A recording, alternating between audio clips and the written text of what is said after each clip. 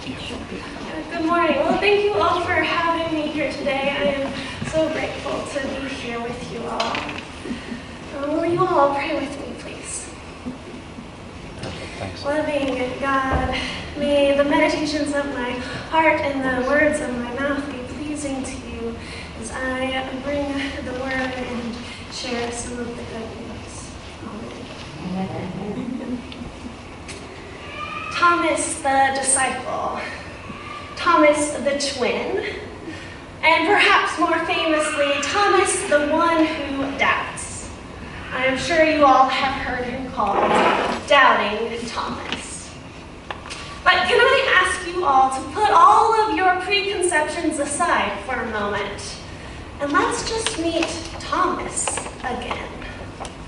We get to meet Thomas twice before the crucifixion in the Gospel of John. The first time is when Jesus is planning to go back and to raise Lazarus from the dead. And he tells the disciples that he's going to go there. And the disciples are like, maybe that's not a good idea. Last time you were there, people wanted to kill you. You shouldn't go there. But Jesus is quite decisive. He is insistent that he is going. So Thomas says to all of the disciples, "Let us go along with him, that we may die with him." Kind of makes me think a little bit of Samwise Gamgee, perhaps, of just following Frodo no matter what, even if he's not always completely hopeful in their journey.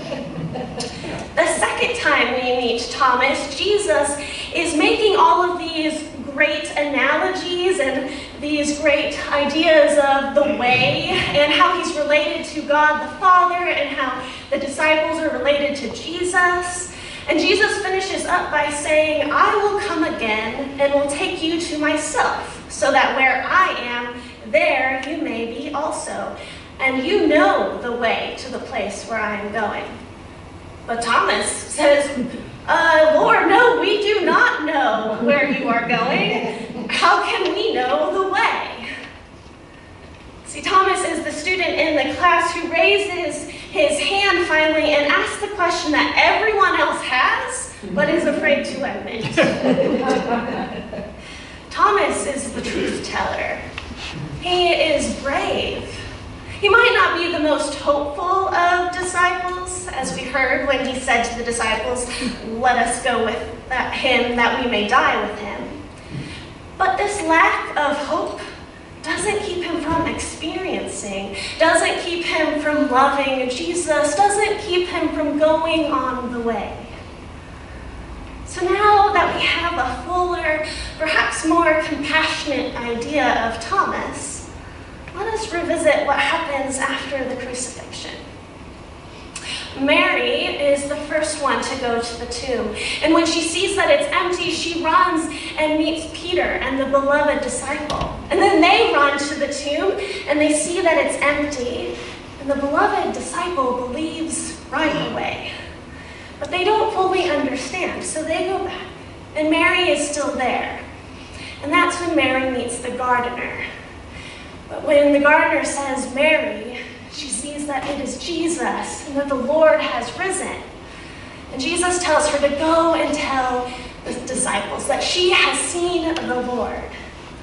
So from now on, we can assume that the disciples know that Jesus is risen, that he is alive and present. And yet, all of the disciples are still locked in a room for fear when Jesus comes to them. Yet all of them are locked in a room, yet Thomas isn't there. Everyone else is locked in fear, and Thomas is not there. I wonder where he is. How is it that everyone else is afraid to leave, and yet he is not there? I wonder, perhaps he just went out to get some food. He was hungry and he wanted to go get some and bring it back for the disciples. Or perhaps he just needed some fresh air. I mean, it was getting stuffy in there with all those people and the fear and the sweat. Or perhaps he was just trying to move on and figure out what's next in life. Or perhaps, after hearing what Mary had to what Peter and the beloved disciple had to say about seeing Jesus. Perhaps Thomas wants to see Jesus himself as well. So he leaves to go and find Jesus. I imagine him asking the others to come and search for him as well, but no one else wants to leave the security of the room. So he goes alone. So when he gets the news that Jesus appeared to the disciples while he was away, he gets a little jealous and a little stubborn, perhaps, as well. Because he has already heard that Jesus is risen. He heard it from Mary. He heard it from Peter. He heard it from the beloved disciple. And he doesn't want to hear about it anymore. He wants to experience it. And we can relate to this. When someone witnesses something powerful, we are excited for them. We are happy for them. But occasionally there's just this little tinge of jealousy. Why didn't I witness that? Perhaps a shooting star, perhaps just a person seeking forgiveness for violence committed, perhaps a student who is struggling through a speech and finally finds their rhythm and confidence. We are happy to hear the stories of the good news, but a part of us is just slightly disappointed that it's secondhand and that we didn't fully experience it ourselves. And also, when we experience something wonderful and powerful and resurrecting, we want to share it with everyone. When we experience the resurrection through sight or hearing, we try to bring in as many people as possible to experience it, because we know we might not be able to explain it well again. My dad has grown up loving the Colorado Rocky Mountains, and he has taught me and my older sister to love them as well. And we would go and climb lots of 14,000-foot peaks for the summer. One time we went for like 8 days, and we had an ambitious goal. We were going to try to climb 4 14ers in those 8 days. We were on number 3, Mount Princeton, and my dad had already climbed it before. So we backpack up above tree line, and we set up camp. My dad decides that he's going to take the next day off, that he's already been to the summit, and that me and my sister can climb it together, and he's going to rest his legs. We say that kind of makes sense, and we're kind of excited to have a sisterly adventure together. So early in the morning, he taps us on the shoulders, tells us to get up, and then he rolls over,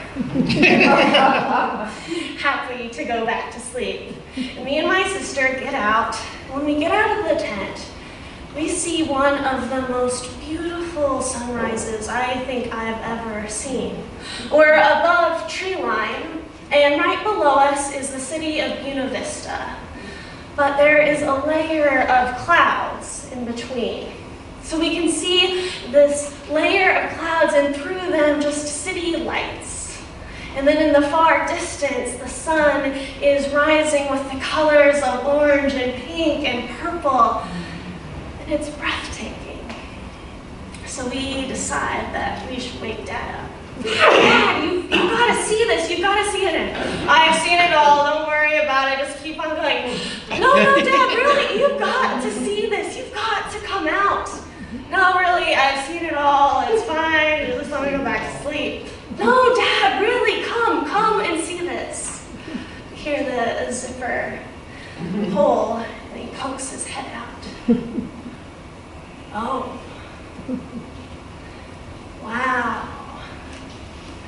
And he pulls out his sleeping pad and his sleeping bag, and he lays out to enjoy the rest of the sunrise as me and my sister begin to make the hike. We want people to experience the resurrection with us. We want to bring people in, and we do whatever we can to help people experience the resurrection. But sometimes we can only share it as a secondhand experience, as the disciples had to share it with Thomas. So we are a bodily people, though. So this secondhand experience, it's enough to keep us going. It's enough to give us hope. But it's not full new breath of life. Jesus tells us that blessed are those who do not see but believe. And this is true perhaps because we can have more time of enjoying the resurrection if we can experience it through the second-hand experiences.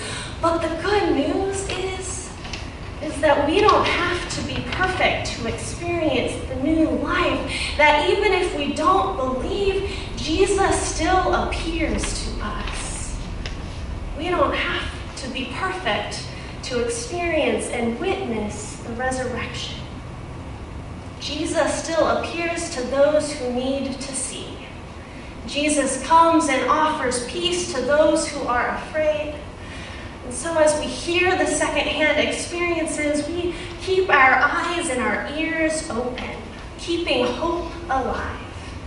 And we keep listening to the stories of resurrection from others. And this is what matters, that we remain open to the possibility of the resurrection. Because whatever you need to do to experience it, whether it is a saying of your name like Mary, whether it is just seeing an empty tomb like the beloved disciple, or whether it is just experiencing peace and being offered peace like many of the disciples, or if you are like Thomas and need to experience it firsthand in your body, Jesus comes to us. Resurrection is made known to us, and we experience new life. Amen.